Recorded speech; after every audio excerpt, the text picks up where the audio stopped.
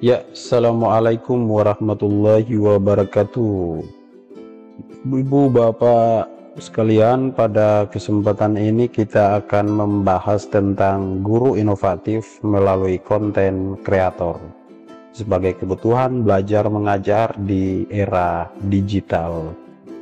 Ya, Bapak Ibu sekalian, kreatif ini adalah kemampuan daya cipta untuk berinovasi. Ya, terus guru kreatif ini diartikan sebagai guru yang tidak pernah puas dengan apa yang disampaikannya kepada peserta didik. Ya, dia berusaha menemukan cara-cara untuk menemukan potensi unik muridnya. Kenapa guru tersebut tidak pernah puas? Ya, karena muridnya berkembang terus. Ya, artinya ketika muridnya berubah sesuai dengan tahapan perkembangannya, maka guru juga terus berupaya untuk menyesuaikan diri sesuai dengan tahapan perkembangan muridnya. Nah, tentunya ini bukan berarti kita perlu belajar lagi tentang esensi mata pelajaran kita, bukan, tetapi yang terpenting di sini adalah kita mampu beradaptasi dengan perubahan-perubahan yang ada di sekitar kita, termasuk oleh murid-murid kita. Nah, pandangan kreatif, ya, maksudnya ini adalah daya cipta, ya, untuk berinovasi. Nah, artinya kita menciptakan sesuatu yang baru dari biasanya. Nah, sesuatu yang baru itu adalah sesuatu yang menurut kita baik dan menurut murid kita juga baik, karena belum tentu inovasi itu baik menurut orang lain. Mungkin menurut saya bagus, tapi menurut audiens atau sasaran saya itu belum baik, ya, belum berdampak. Nah, sehingga perlu ada kemampuan, perlu ada daya cipta, ya, bagaimana kemampuan untuk menciptakan suatu inovasi, terutama di dalam pembelajaran. Bapak Ibu sekalian, lewat konten ini saya bisa berupaya untuk merumuskan misalnya ciri-ciri guru yang kreatif itu seperti apa. Yang pengalaman yang saya itu seperti ini. Yang pertama, guru itu mampu menghasilkan ide-ide yang akurat sesuai dengan masalah yang dihadapi. Nah, maksudnya ide yang diciptakan itu sesuai kebutuhannya, ya. Nah, kemudian memiliki kemampuan untuk melakukan pertimbangan sebelum mengambil keputusan akhir. Ya, guru tersebut memiliki skill untuk mempertimbangkan sesuatu sebelum dia putuskan, ya.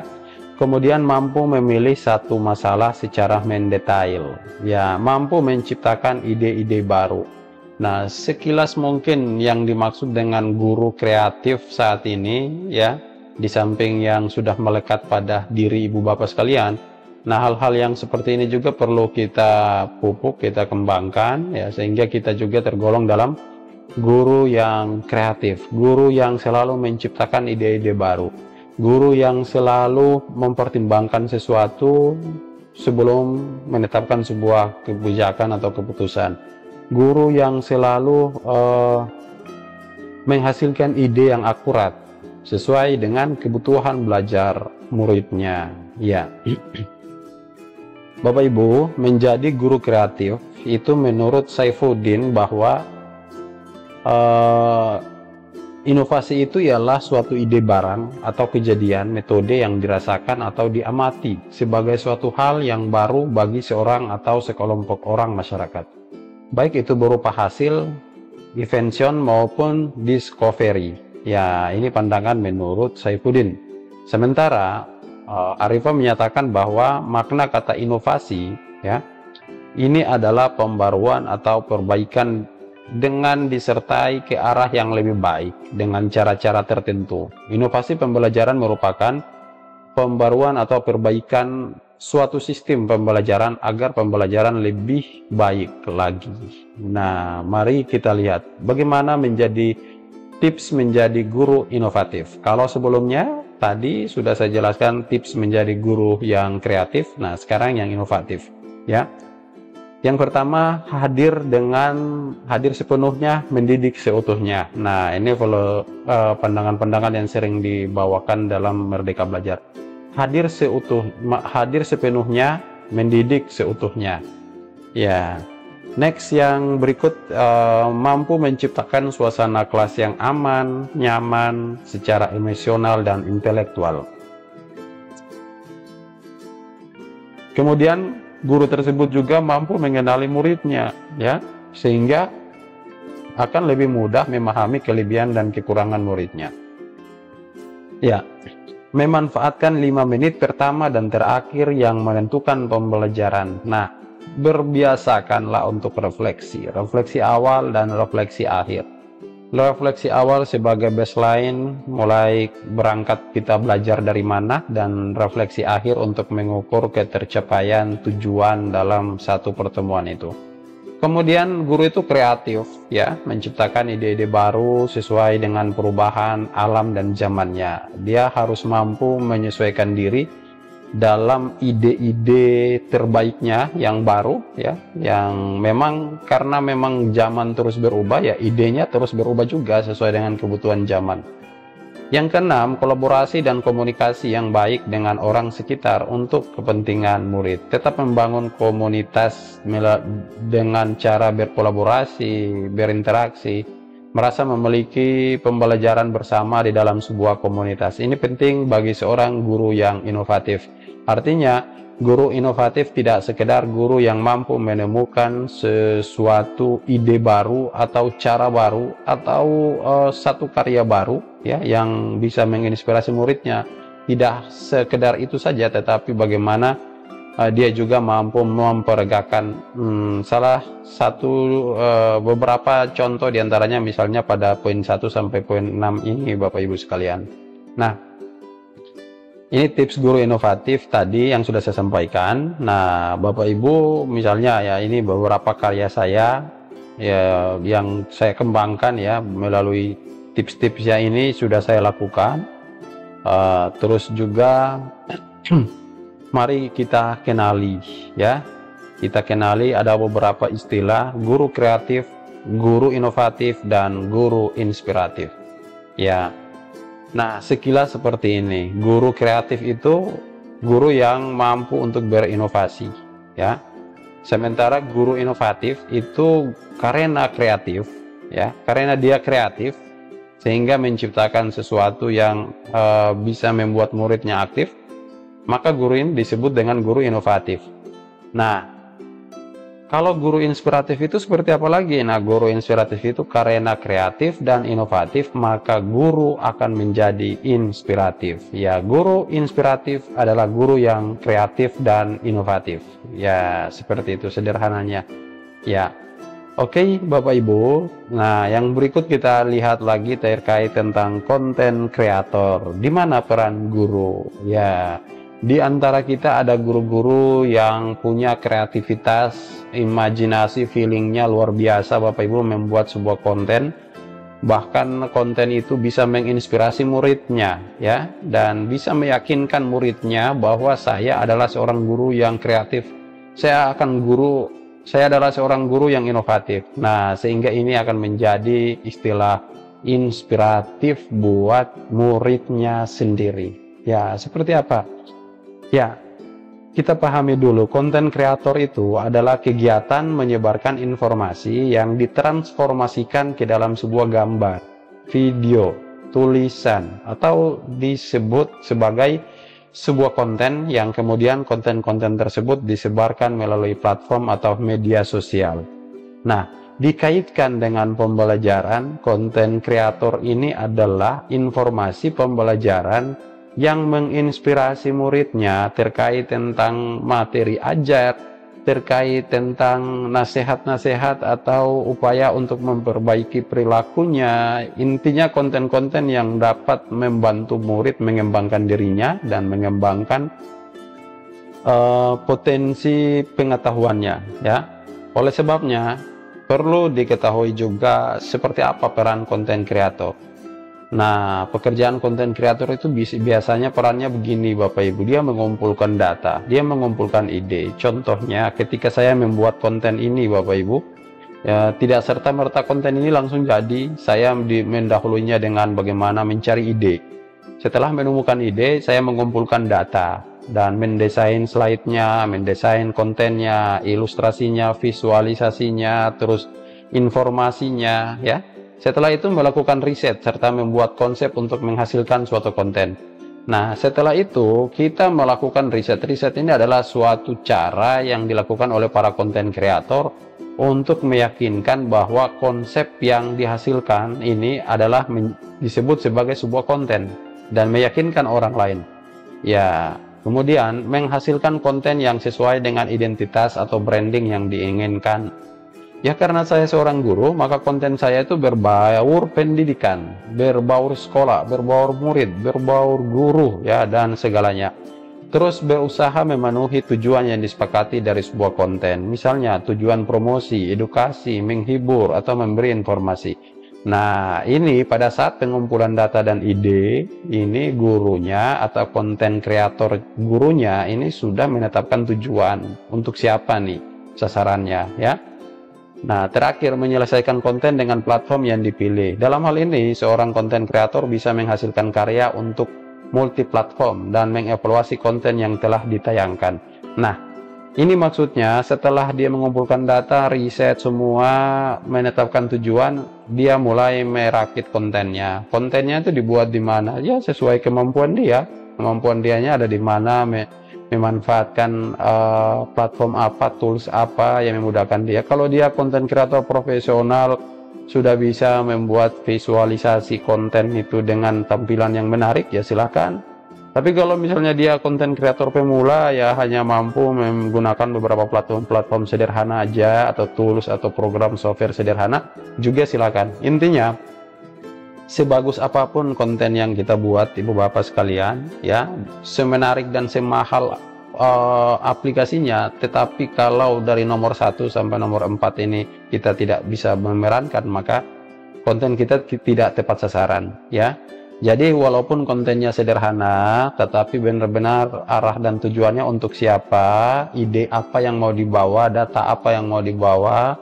Dan saya sudah melakukan riset, konsepnya saya sudah berulang kali baca, nonton kembali sebelum saya publik. Nah, ini akan membantu konten kita itu tersebar kepada sasaran yang sebenarnya kita inginkan, ya. Next, ibu bapak sekalian, konten kreator yang perlu saat ini, konten kreator yang populer saat ini, ya. Dari berbagai macam jenis konten di YouTube, Instagram, Facebook, atau TikTok, bahwa jenis-jenis konten kreator itu beda-beda Bapak Ibu sekalian. Mulai dari konten tulisan, suara, dan gambar, itu ada jenisnya. Misalnya, ada yang berbentuk speaker, ya, ada yang berbentuk writer, terus audio dan visualisator. Ya, kemudian bagaimana menjadi konten kreator yang profesional sesuai dengan profesi kita? Ya, yang pertama Bapak Ibu melihat dulu platform mana yang banyak disinggahi oleh audiens kita. Ya, misalnya nih, saat ini murid-murid kita itu lebih senang dengan media sosial TikTok. Nah, kita cari mereka nih ada di mana nih Bapak Ibu. Terus yang kedua, mereka juga tidak lepas dari YouTube. Nah, kita pahami dulu bahwa mereka ada di sini nih. Mereka itu sering kumpul di sini. Yuk, kita tantang mereka dengan konten-konten edukasi. Ya, kita sebarkan konten-konten edukasi. Misalnya nih di TikTok. TikTok awal mulanya muncul, ya, itu banyak yang menantang karena banyak konten-konten yang tidak edukasi. Tapi begitu para guru-guru mulai menantang konten-konten yang tidak edukatif itu dengan konten-konten pendidikan, maka rating konten yang tidak edukatif itu makin hari makin berkurang. Kenapa? Karena gurunya menantang, gurunya ikut kampanye bagaimana terlibat dalam menyajikan konten-konten yang mendidik, ya. Nah, seperti itu Bapak Ibu sekalian. Oke. Tahapan produksi konten, misalnya nih, saya akan contohkan di YouTube ya, untuk tahapan pengalaman saya dalam memproduksi sebuah konten. Yang pertama, buat akun channel YouTube dan lengkap profilnya. Kalau kita seorang guru, silakan tunjukkan bahwa konten kita mengarah ke pendidikan. Kemudian scheduling atau jadwalkan produksi video. Pastikan Bapak Ibu mampu membuat konten untuk murid-murid atau guru-guru, menginspirasi guru-guru kita yang lain itu dalam sebulan berapa kali, terus atau dalam seminggu berapa kali, atau dalam sehari berapa kali, terserah kemampuan Bapak Ibu ada di mana. Tapi kita komitmen dulu ya dengan jadwal ya, sehingga benar-benar kita konsisten ya menjadi seorang kreator. Kemudian menulis skrip ya, membuat skenario, merencanakan isi video ya. Video bisa dalam bentuk video yang direkam langsung, atau bisa dalam bentuk video yang divisualisasikan dari beberapa gabungan elemen seperti teks, gambar, dan animasi, seperti yang saya sedang record saat ini Bapak Ibu ya. Kemudian produksi video, terus upload video ke YouTube, beri judul yang menarik ya, perhatikan headline-nya, judulnya yang menarik sesuai dengan tujuannya. Kemudian buatlah thumbnail yang membuat calon penonton kebelet ya, mengklik, artinya terpanggil untuk melihatnya. Oke, tapi ingat jangan sampai thumbnailnya menjadi thumbnail yang prank ya.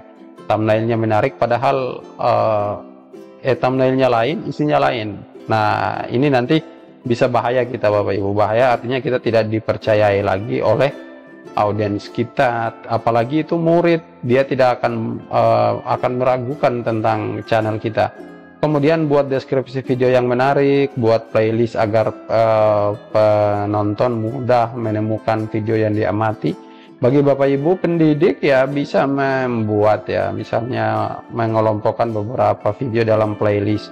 Ini tutorial ya, ini materi ajar, ini bahan ajar ya, ini dokumen sekolah. Nah, silakan nanti dibuat ya semacam folder lah ya. Kemudian promosikan channel YouTube di media sosial atau di grup-grup yang terhubung dengan guru-guru lainnya atau dengan murid-murid kita ya. Oke. Mencari ide untuk konten pembelajaran yang beragam Bapak Ibu. Pertama, Bapak Ibu harus pahami gaya belajar murid ya. Pahami dulu gaya belajar murid. Setiap murid punya gaya belajar yang berbeda. Nah, ketika murid itu ada yang senang dengan visual ya, Bapak Ibu boleh sajikan dalam bentuk video, gambar, komik, dan sebagainya. Tapi kalau misalnya dia seorang auditori dan dia juga seorang kinestetik ya, itu perlu diperhatikan juga, jangan dipaksakan dia menonton konten yang visual ya. Kemudian identifikasi CP, TP, dan KD ya, pastikan ya KD, TP yang mana yang bisa dikontenkan ya. Ada beberapa KD atau beberapa TP itu sulit untuk dibuat konten dalam bentuk video ya, karena itu membutuhkan praktik langsung. Nah, berarti tidak semua TP, tidak semua KD itu mendukung konten video atau mendukung konten gambar ya, atau auditori. Silahkan, yang terpenting tadi pahami dulu gaya belajar murid. Kemudian menguasai aplikasi atau platform visual. Setidaknya seorang konten kreator guru itu memahami dasar-dasar editing, dasar-dasar kreasi, atau seorang kreator di sebuah aplikasi ya. Tidak harus yang mewah-mewah aplikasinya, yang terpenting itu bagaimana bisa dikemas dengan baik ya kontennya ya. Nah, platform yang dapat digunakan banyak Bapak Ibu, bisa lihat seperti ini. Saat ini gratis bisa kita akses. Ini platform-platform ya. Bedakan mana platform, mana software. Ya, kalau platform tanpa harus diinstal, itu tinggal Bapak Ibu login saja dengan akun Bapak Ibu di Chrome, di Mozilla, di Firefox, silakan. Nah, kalau software itu yang seperti ini tidak bisa masuk lewat Chrome dan segalanya. Tapi Bapak Ibu hanya bisa menginstal ya. Kalau di handphone masuk ke Play Store, install. Terus kalau di laptop dicari softwarenya, terus diinstal softwarenya dalam bentuk exe. Kalau di handphone dalam bentuk APK, misalnya seperti ini Bapak Ibu ya, beberapa software yang sering kami gunakan ya.